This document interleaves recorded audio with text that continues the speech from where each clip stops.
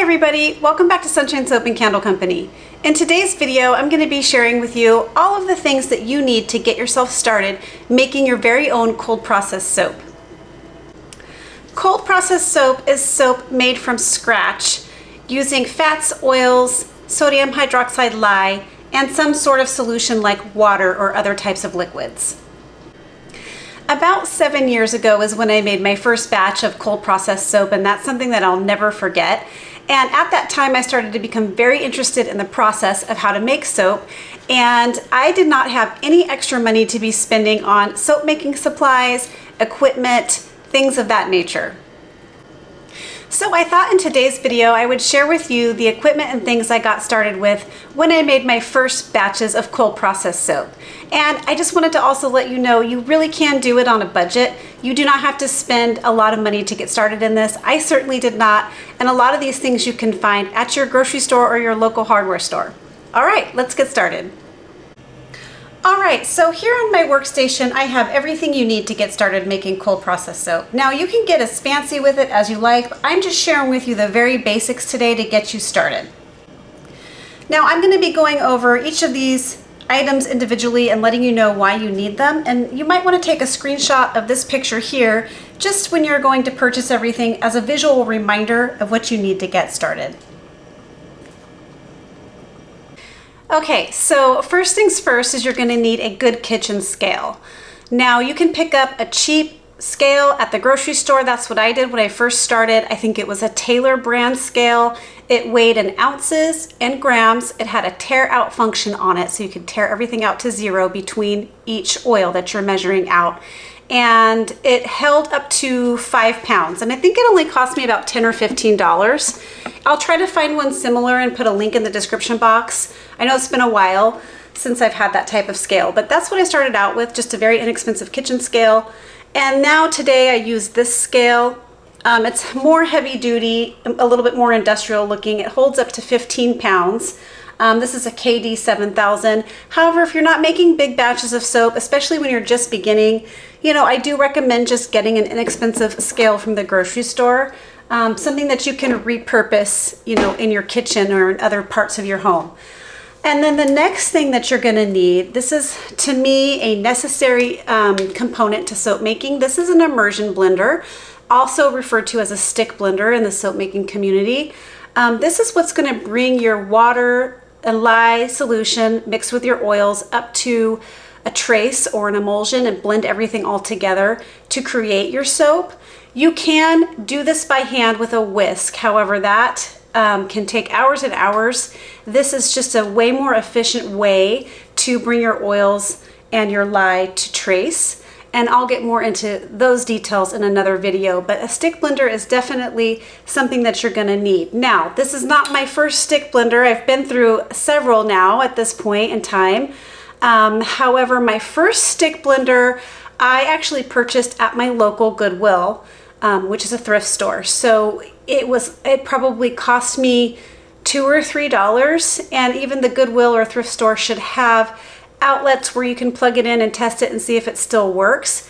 Definitely recommend checking the Goodwill and I'll talk to you about all those items that you can find at the Goodwill first. You might even be able to find your kitchen scale at the Goodwill as well. So I definitely would check there first. This one I got on Amazon. However, my first one, again, was just from the Goodwill. It lasted me quite a while, actually, and it only cost me a few dollars. So if soap making is not something that you've ever tried and you're thinking about trying it, definitely go cheap. Go very inexpensive, because if it's something you don't end up liking or wanting to do again, you haven't invested a bunch of money into this process. All right, so the next thing we're going to talk about are containers. This is the type of container that I started out with and that I actually still use today.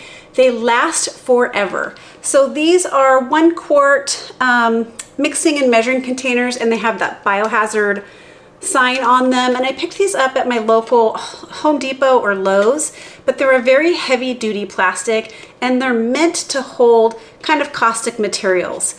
So when you make soap and you're using lye, which is very caustic, you're going to want a heavy duty plastic so it doesn't melt through.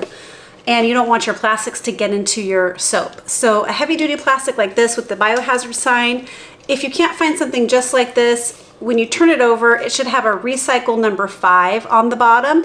If it has a recycle number 5 sign on the bottom, you'll just see the number 5 inside the recycle sign, then it's appropriate for soap making. It means it's a heavy duty enough plastic to withhold those caustic type materials.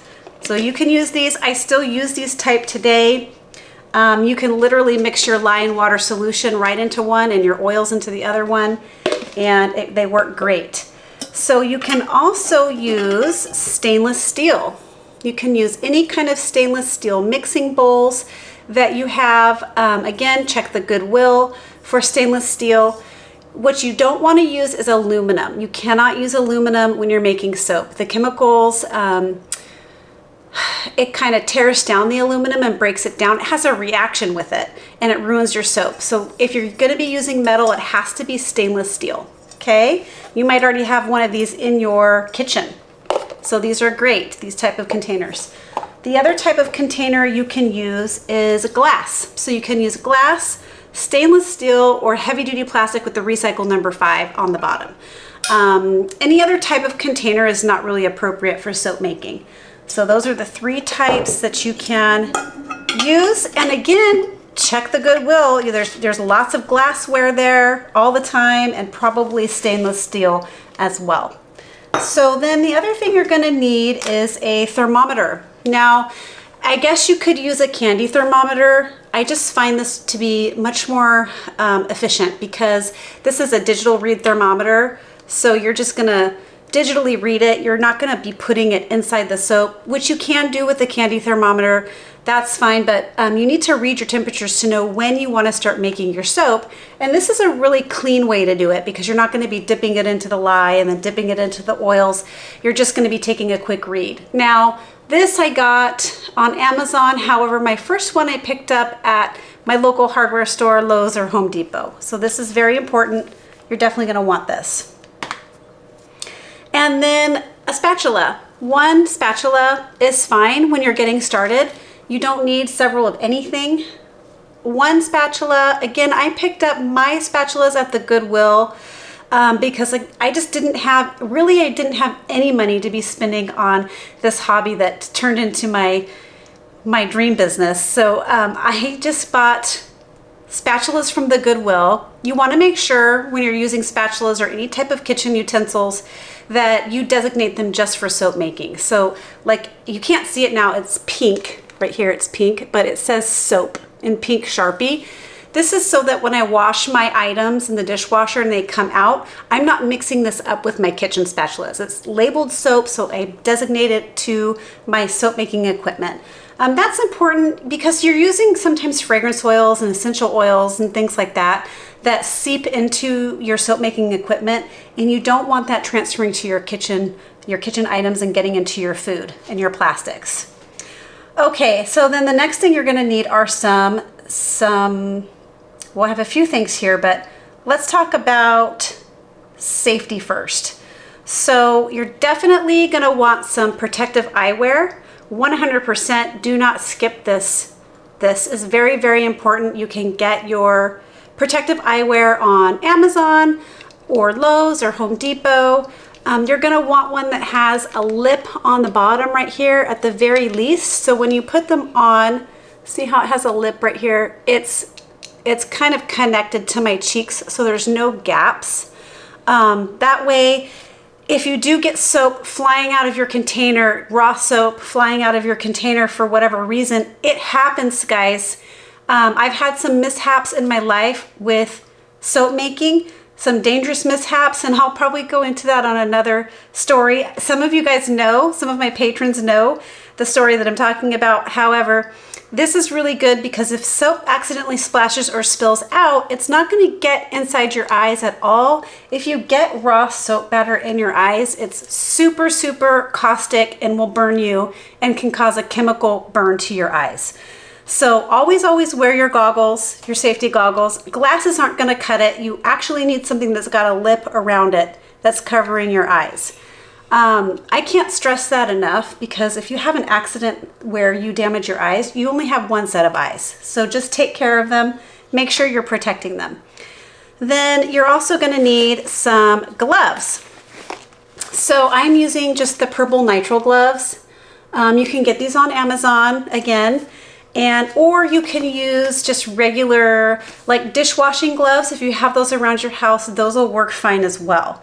But the gloves are going to help protect your bare hands again from the raw soap batter, which if it does come into contact with your skin can be very irritating. You can rinse it off with vinegar if it does get onto your skin, or just rinse it really good with water.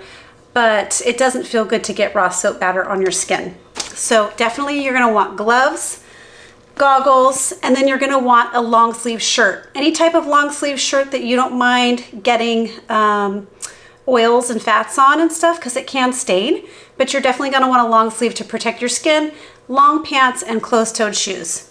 So don't take any of that lightly. The protective equipment is really, really important. Once your soap sets up, it's no longer caustic and you're fine, but when it's in its raw liquid form, it's very caustic. Okay, so the next thing we're going to talk about are molds. Now I'm going to show you the type of mold that I used to make my very first loaf of soap, and I think in my next vlog style video I'm going to show you how I did that. So this is going to be part 1 video of 2 parts. I'm going to show you everything you need to make cold process soap in this video, and then in my next vlog I'm going to make or replicate the style of soap that I made when I very first made my first loaf of soap. So this is what I used. Mine might have actually been a soy milk container. This is an almond milk container. So, you know, usually it's like this, and it's got the top. So all I've done is slice down, I put it on its back and sliced down the side.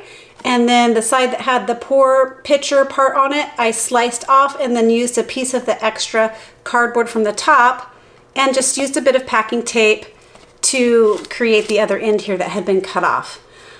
This makes an excellent soap mold, you guys, because it's already waxed lined in here, so your soap is not going to stick in this type of container. Again, I had zero money to be doing any type of soap making when I first started, and so this is what I used. I used an old container, rinsed out and washed, of either soy milk or almond milk. And that's all you need for soap molds.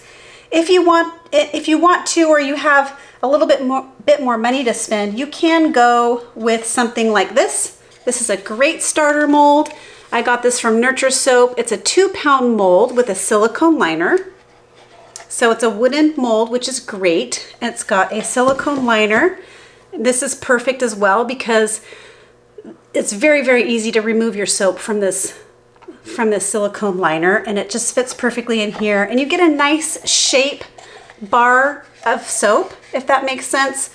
And I'm going to show you how to make soap using this again, but if you do have the money or the inclination, you can purchase something pretty basic like this. Again, I'll place the link. I got this from Nurture Soap, but you can find similar items on Amazon. So I'll place the link to where I got this as well, just so that you, if you want to, you can pick one up. You can also use empty little yogurt containers or anything like this that you've used and rinsed out and cleaned.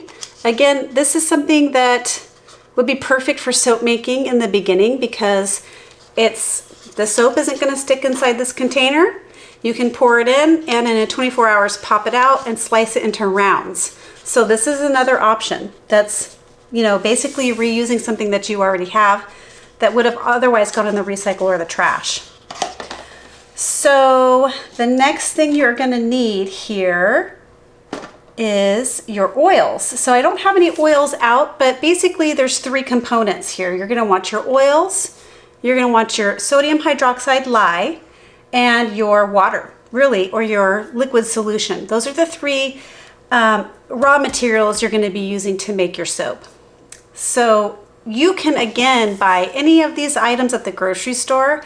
So you can, like, I think when I first started, I picked up a little tub of coconut oil, a little thing of olive oil, and I think I used canola oil. Those were the 3 oils I think I started with because they were super inexpensive and you could pick them up at the grocery store, and they actually make great soap. Those oils together make a great soap. So that's all I did. I just went to the grocery store. I picked up coconut oil, canola oil, and olive oil. And you can get it in small containers at the grocery store. You don't have to buy everything in bulk at first. And then an optional ingredient when you're getting started is fragrance or essential oil. And this is again something you can pick up at probably your local grocery store or your local health food store. So this one is just lavender 4042, lavender essential oil. You can pick up literally anywhere. It sticks great in cold processed soap, and it's also a popular fragrance. Or if you really just don't have the money to fragrance your stuff at first or put any type of essential oil at first in your soap, you don't have to. You can leave it completely unscented. It's not a mandatory ingredient. And I'm also not going to show you any colors today because that's not a mandatory ingredient either. However, if you wanted to use colors and fragrance, get yourself familiar with some local soap suppliers. I'll list a few in the description box, but some of my favorite suppliers include Nurture Soap, Brambleberry, Wholesale Supplies Plus, Nature's Garden. They all have wonderful ingredients for soap making. So then lastly, you're going to need something to cut your soap with. So you can use just a sharp kitchen knife if you have, or if you want to get something like this, is a crinkle cutter. And I probably can get these on Amazon. I've literally had this forever, since I very first started making soap. But it puts a nice little wavy design in your homemade soap. And I'll show you how I cut my first bars of soap using this soap cutter. So that's it, guys. That's all you need to get started. You can pick up your lye. Lye is another essential ingredient that you're going to need to make your soap, and you can get that at your local hardware store, at least in my area. You just want to make sure it's 100% or 99% lye and that it comes in the little bead form. You don't want the liquid Drano form because that's not pure lye. So you want the lye crystals, and you want to make sure it's 99% or 100% lye. So that's really it. And in my next vlog style video, I'm going to show you how to make the very first cold processed soap loaf that I made, or something very similar to that. So you can see how I did it in this little soy milk or almond milk container using the types of oils that I used, and we'll go from there. All right, I hope you're all having a beautiful day, and I'll see you on the next video. If you like this video, please remember to give it a thumbs up. Please leave a comment or question below. Share this video with a friend and subscribe to my channel. All right, catch you on the next video. Bye. Keep shining, everyone.